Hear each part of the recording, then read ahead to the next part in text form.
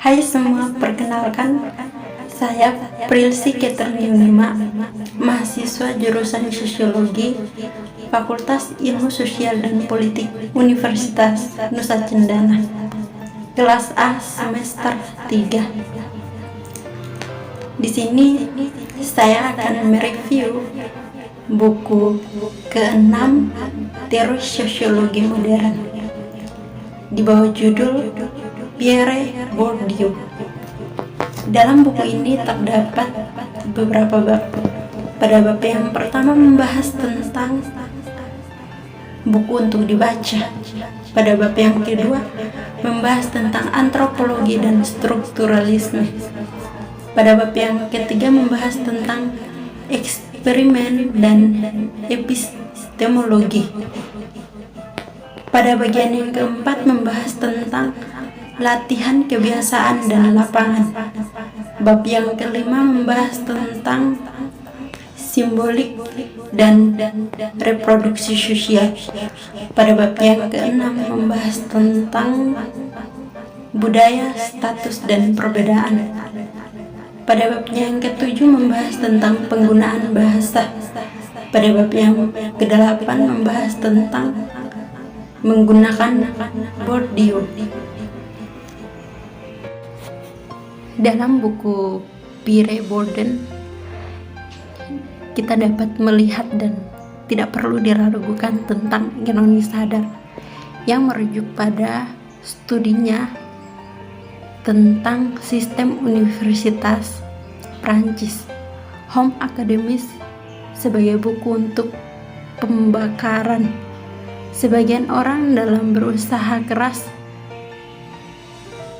dari demitologi dan menganalisis secara kritis sistem itu. Dia menyarankan rentan terhadap tuduhan subversi atau bidah jika tidak langsung pengkhianatan, seperti kebanyakan karya Bourdieu, khusus pengalaman selama 2 tahun terakhir. Beberapa dekade potensi surveinya bagaimanapun sangat dirusak oleh sifat bahasa yang digunakan dalam gaya penulisannya secara umum. Penggunaan idiosinkratik dan neologisme bersekutu dalam kalimat panjang yang sering berulang-ulang yang disebabkan oleh adanya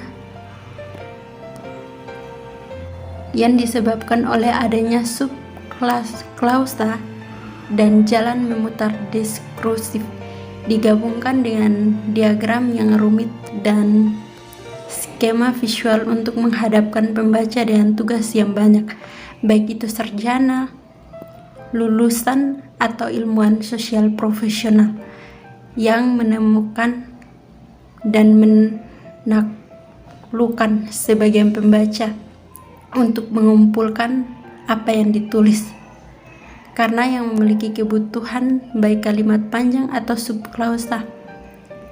Namun tulisan Bourdieu yang dia menggambarkan sebagai perjuangan permanen melawan bahasa biasa adalah seperti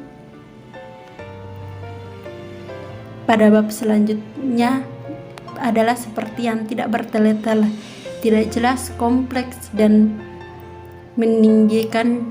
Dia tidak harus menulis dengan cara untuk menyatakan apa yang ingin dia katakan dalam menawarkan pengantar karya dan pikiran Bourdieu ini. Oleh karena itu, pertama, saya target adalah untuk pekerjaan dan pemikiran yang di luar permainan bahasa buram, lingkungan sosiologinya dan penafsirannya.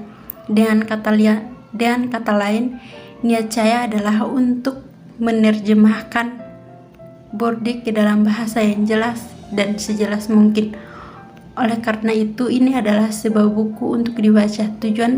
Tujuannya untuk diinformasikan oleh proporsi dasar pertama, bahwa layak menulis dan mungkin untuk melakukannya tanpa melakukan kekerasan. Dalam kehalusan argumennya sehubungan dengan yang pertama, ada sedikit keraguan bahwa kontribusi Bourdieu sosiologi dan antropologi sosial adalah penting dengan meningkatkan Althusser. Bourdieu de Foucault lebih dari figur yang sebanding Boudon atau teorinya, misalnya, telah datang untuk mempersonalifikasikan nilai dan kekuatan yang berkelanjutan dan sesuai dengan khas tradisi intelektual Prancis dalam ilmu-ilmu sosial menempati saat dia melakukan politik Durkheim.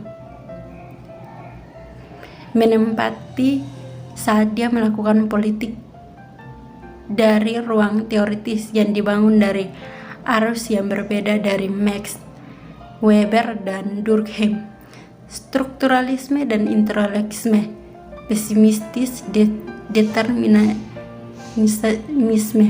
dan event, keyakinan pada potensi kreatif imperatif dari praktek manusia.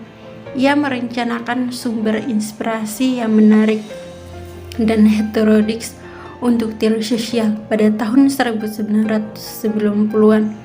Pertama, adanya kontribusi besar yang dibuat untuk mempromosikan tentang hubungan antara struktur dan tindakan yang muncul selama sekitar 1970-an dan awal 1980-an sebagai pertanyaan kunci untuk teori sosial.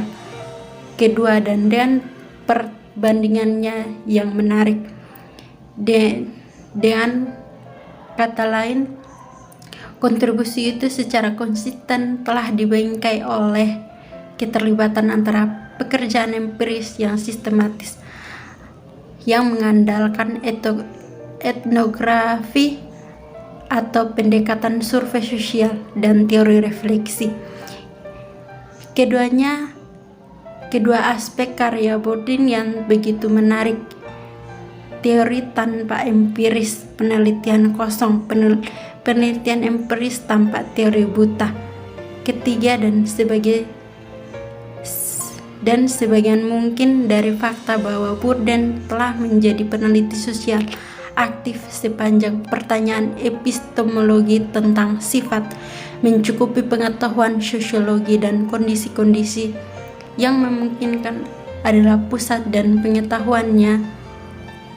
Proyek ini adalah pertanyaan yang banyak sosiolog dan antropologi. Apakah mereka melihat diri mereka pertama sebagai para ahli teori atau peneliti, merugikan perusahaan mereka kehilangan pandangan? Akhirnya, walaupun dimungkinkan untuk memberikan pembenaran lebih lanjut untuk menulis pengantar untuk tujuan Bourdieu berdasarkan 3 poin yang disebutkan di atas, sangat bagus untuk karyanya yang mengundang bahkan menuntut berdebat dan cermin jika seseorang melakukan upaya yang tidak mungkin untuk tetap netral tentang apa yang dikatakan. Apakah seseorang dengan